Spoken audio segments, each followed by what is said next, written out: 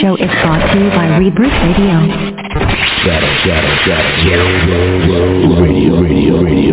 Radio. Get ready. We're going live in 3, 2, 1. Welcome to Voices of Virtue. Every time you open your mouth to speak, something is supposed to happen. Let our conversation always be wise and seasoned with salt, so that we may know how to answer others. This is something special for you.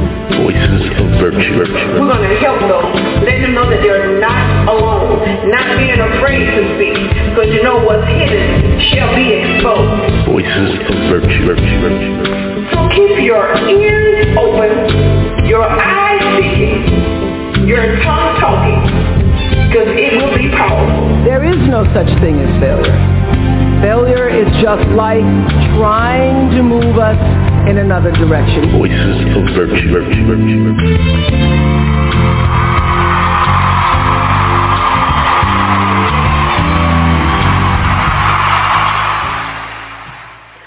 Well, hello, everyone. Hello. Here today we have another day with Dee. Let me say that one more time. Another day with Dee. Thank you all for tuning in to Voices of Virtue. Your very own Dee Richard, brought to you by none other than Rebirth Public Relations and Media and Shadows World Radio. Yes.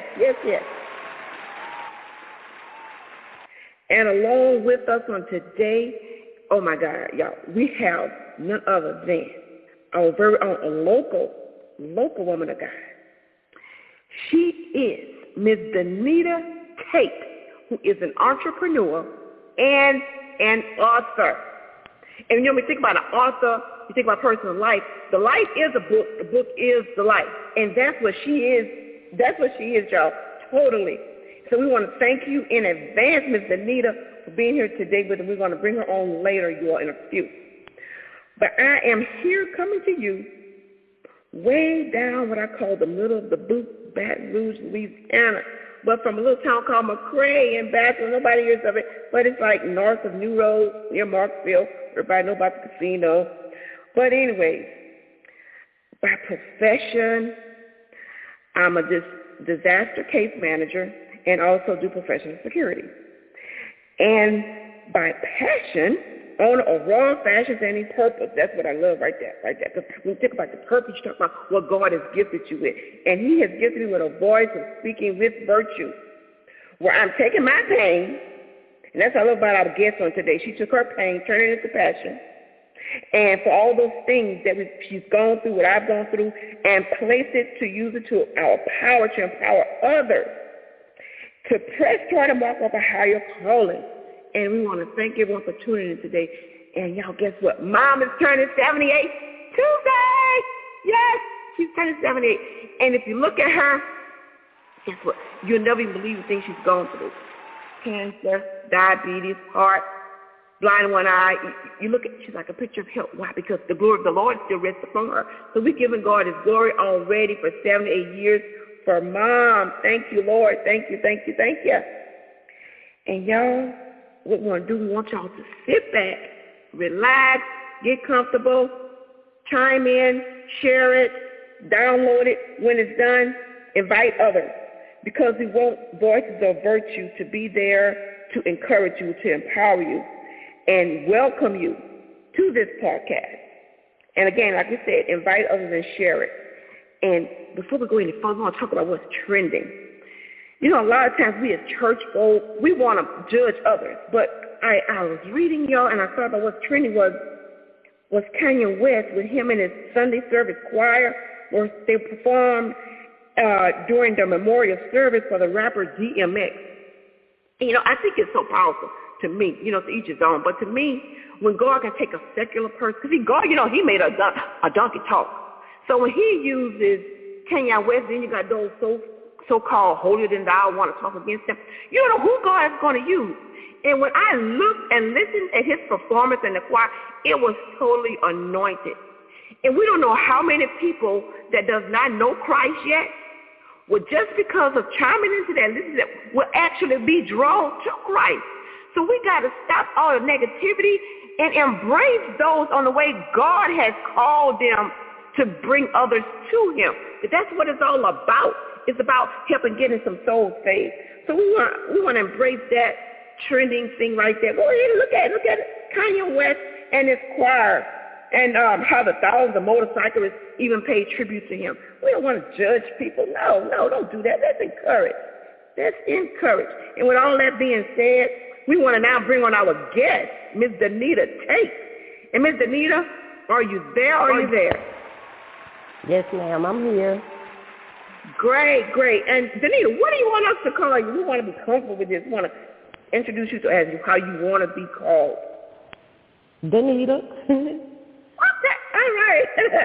All right, awesome. But Danita, before we go any further into the questions of the interview, you give us a little bit about yourself.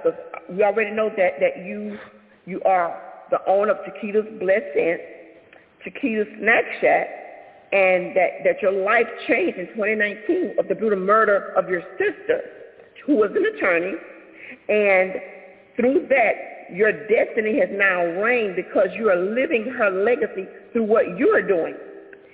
And you also have a book that is being launched as of today. And that book is entitled Life a Survivor, which can be and will be available on Amazon. And we'll let you give all the goodies and the details of how we can, purchase your book and even learn more about the need and everything that you have to offer. So with that being said, you give us the nitty-gritty of Danita Tate, the entrepreneur, the author. Okay, my name is Danita Tate, born and raised in Baton Rouge, Louisiana. I'm number 6 of 7 kids. I'm number 2 of 7 kids. Yeah, okay. I get it confused.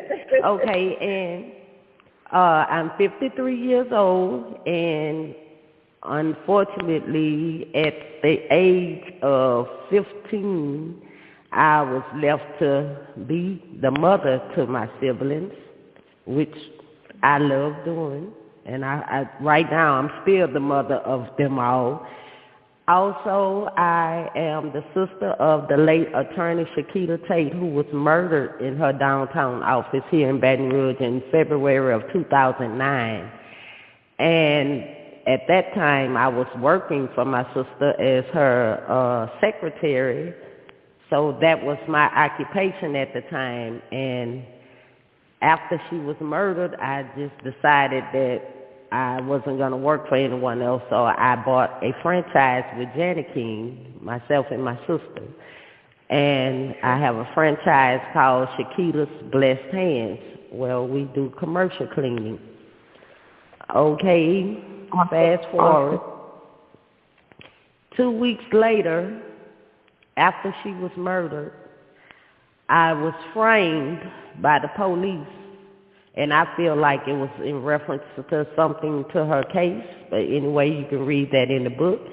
And I was sentenced to 30 years in prison for 7 ounces of marijuana. And I was sentenced to 6 years. They brought me back and took the 6 years back and gave me 30 years flat with no benefit of probation or parole.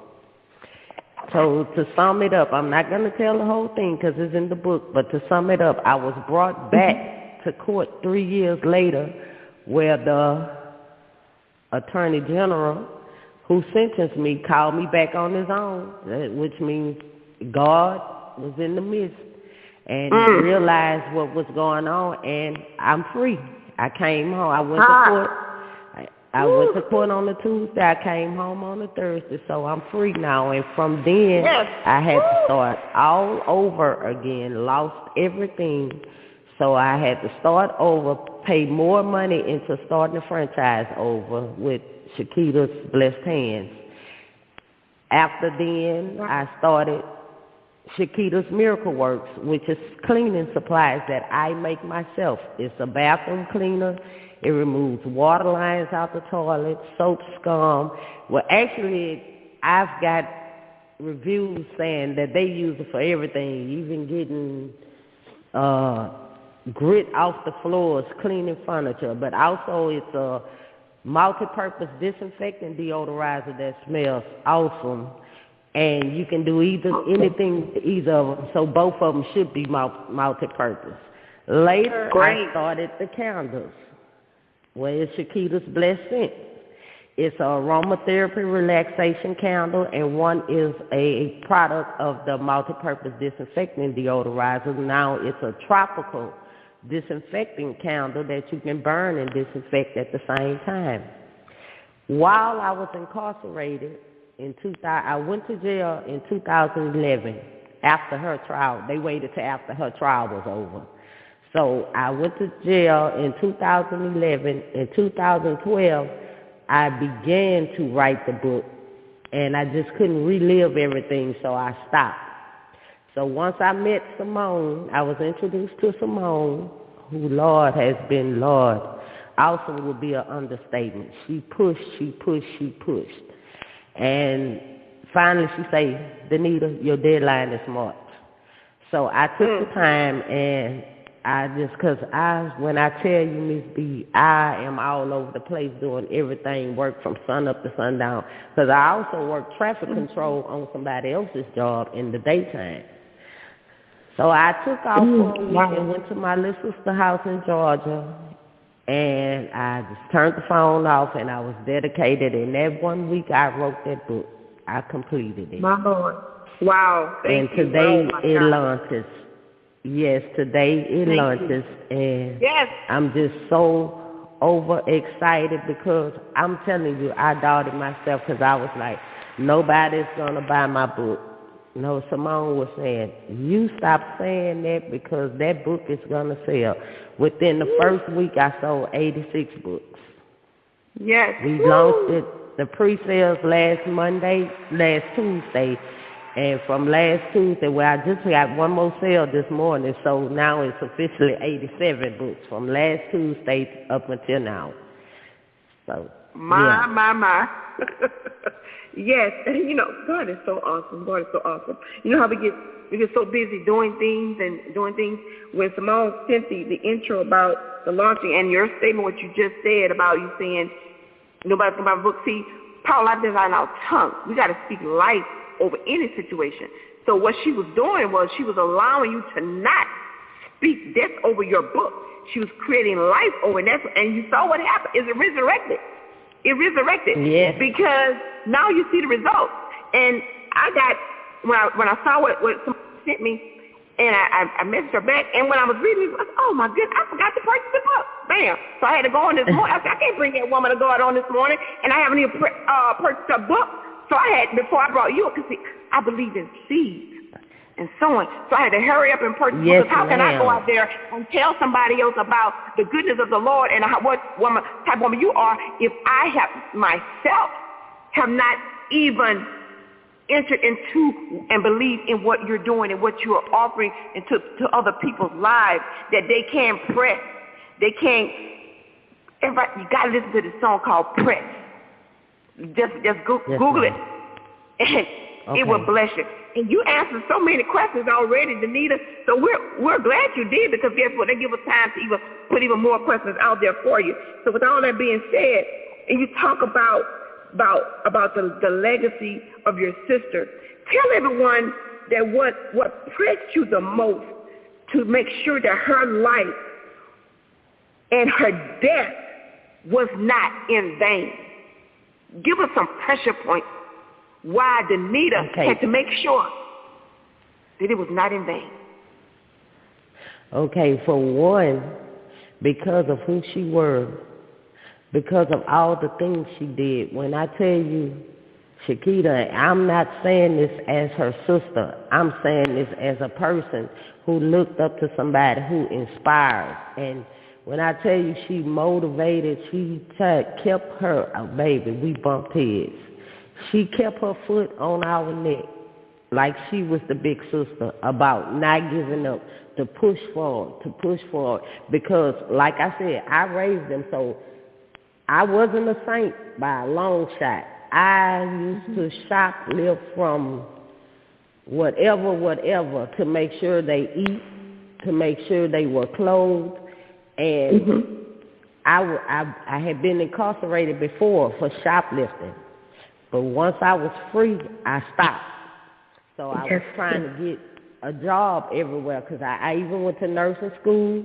I didn't complete it, but I did attend nursing school, and she used to tutor me, and it didn't work.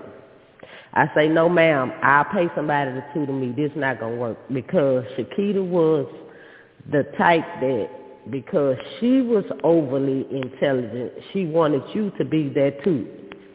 Okay, I understand that, Keita, but the hollering, and maybe she used to holler and try to explain something to me. I say, no, ma'am, this is not going to work. I'll just hire somebody to tutor me. But anyway, she wanted to motivate us, because when I came home, I couldn't get a job. I got a job. I got into nursing school. After 2 months of being in nursing school, they called me in and told me that because of my conviction, that I could no longer attend, that I would have to go before the board and explain my conviction to them, which I was all right with that. So I did the CNA. It came up again. So this time, Shakita took care of it. And I got a job. They fired me. And I just say, you know what? I give up. I'm just going to start back thugging. I give up. And she say, no, you don't. No, you will not give up. And she went downtown to the courthouse and did whatever she needed to do. And I got back in and I completed it. And I got hurt on the job lifting a patient that was too heavy.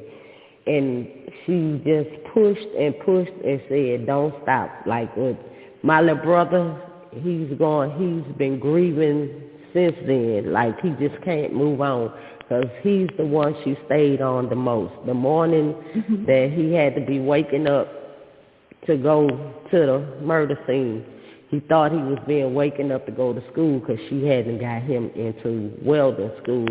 And it's just been a tragedy since, but I push, I pray, I keep them motivated.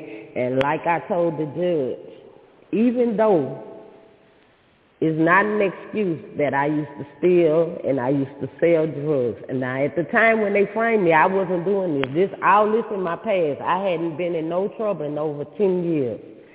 And I looked the judge in his eyes and I told him, out of all my past, I did for my siblings to keep us together and to stop 1 out of 7 to go into a foster home. I did what I had to do to keep us together, and I let him know. 1, I say, I must have did something good. 1 was an attorney. 1 was a rank a sergeant in the military. 1 had his own trucking company. My baby sister was a business owner as well. My oldest sister, which I always say she was just born first because she act like the baby of all 7. She was a supervisor on her job for 20 years. I say, so I was the bad seed for doing what I had to do to take care of them. But other than that, everybody else did a great job, and it wasn't my mama, so I couldn't have been that bad. Yes. So yes. And Shakita, she always volunteered and had us feeding the homeless, going to the nursing homes for Christmas and holidays, passing out fruit bags and personal hygienes. And this is the thing that touched me the most about being there working for her, Ms. Reed. Awesome. If you had a case and you came into the Tate law firm and you did not have money, that lady, like, you know, a murder charge starts at like $75,000. That lady would take whatever you have and tell you, don't worry about it. Her main focus of going to law school was to give back to her community, to help her people. And that's exactly what she did, because the night she was murdered, she was in there working on a high-profile murder case. And she didn't get a lot of money out of it. But the good thing was, when she was murdered, She had just won a $500,000 settlement case.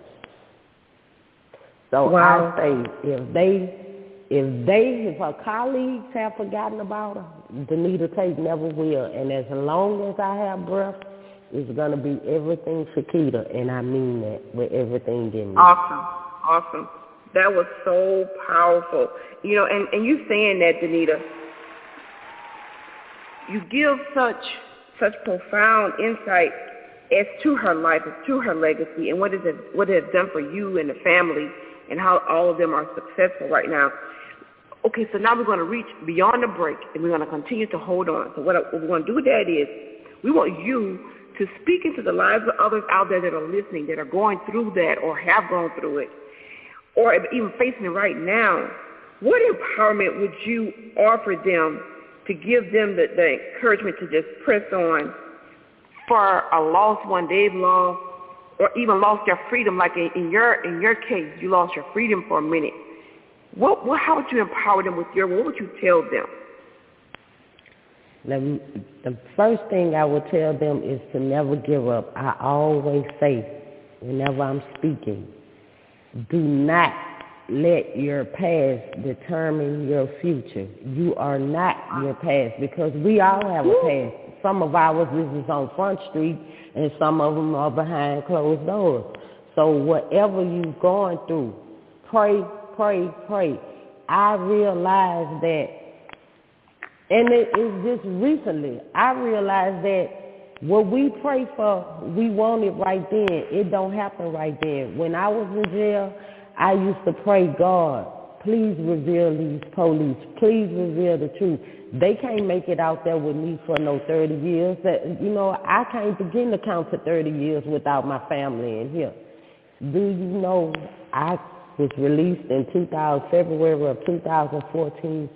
Just last week, my attorney called me and said, Dee, I don't mean to bring this back up, but are you willing to do an interview?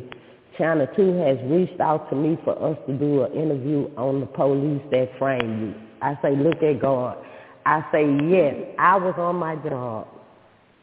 On my lunch break, I left in my traffic control clothes and stood in front of that camera and told my truth, the story of what happened to me. So I'm saying that to say is God's timing is the perfect timing, because all these years later, it's just coming out. The real truth is coming out on these crooked cops here in Baton Rouge. So never, ever give up. Don't let nobody discourage you. Do not let nobody hold your past over your head, because just recently somebody said that they were going to tell the prominent supporters that support me, speaking of Simone and the councilwoman and the different people that they see supporting me, I'm going to tell them about her past and see if they continue to support them. Tell them I am living from my past that made my future what is great right now, and it's not great as I want it to be. So tell it, because can't nobody tell my story better than I can. And I'm here to tell it. That's why. And guess what? And anybody that's listening, if you're a young girl or older girl, I always say, do not let your past determine your future. Do not keep it to yourself if you are being abused. If you tell one person, that's getting help. And my thing is, if I reach one person, I did what God wanted me to do. And if you're ever discouraged and you're out there listening, go get my book. It's going to be available. It's available on Amazon. You can go on my website at ShakitasMiracleWorks.com. Thank you. Thank you. All the encouragement is in the book. Thank you.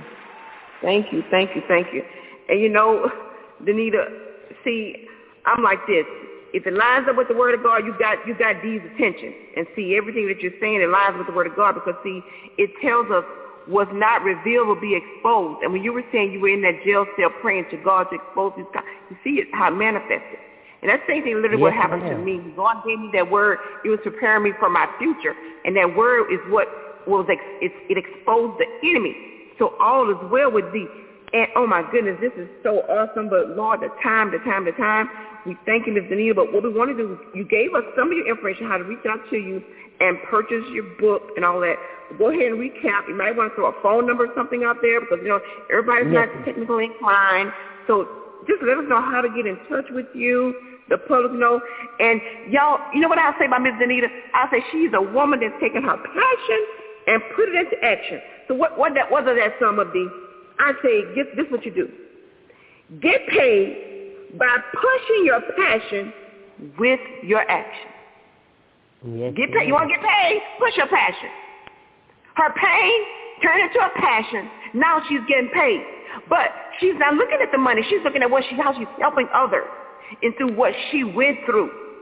So if you don't even know what your purpose is right now, you sit back, think about what you love to do. What I've learned in life is my passion is what I don't mind doing, even if I didn't get paid for it. I would stay up all night and do it, even if I wasn't get paid for it.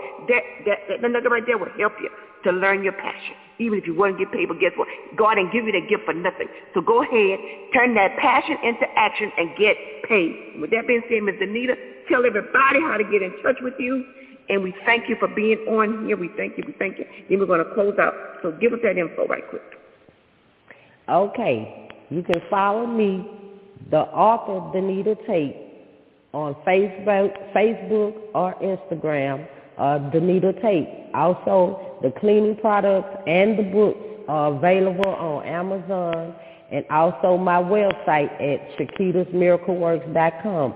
My phone number, if you do not use social media, my phone number is 225-229-3207. Again, the author Danita Tate on Instagram and Facebook.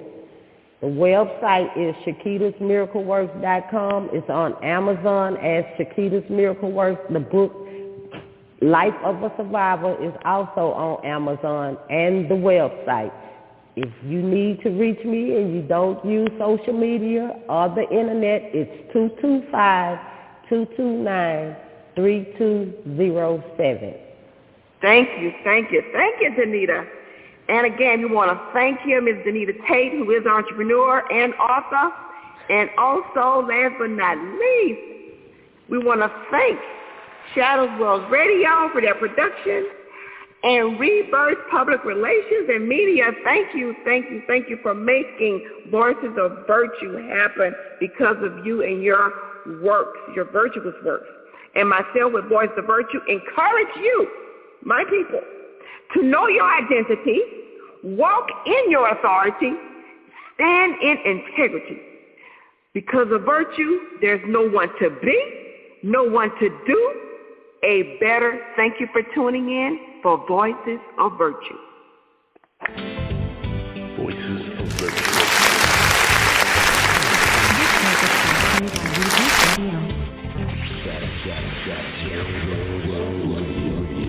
Voices of Virtue.